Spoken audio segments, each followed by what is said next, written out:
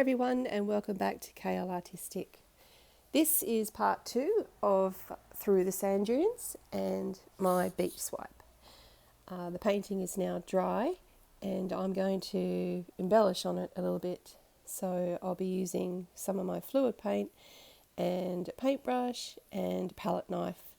I'm going to put a bit more grass in the dunes, and I'll also play with the waves a little bit as well. Try and bring a little bit more depth to the actual painting itself. This is the first time I've done this style of painting, so I'm having a bit of a play and seeing how it works.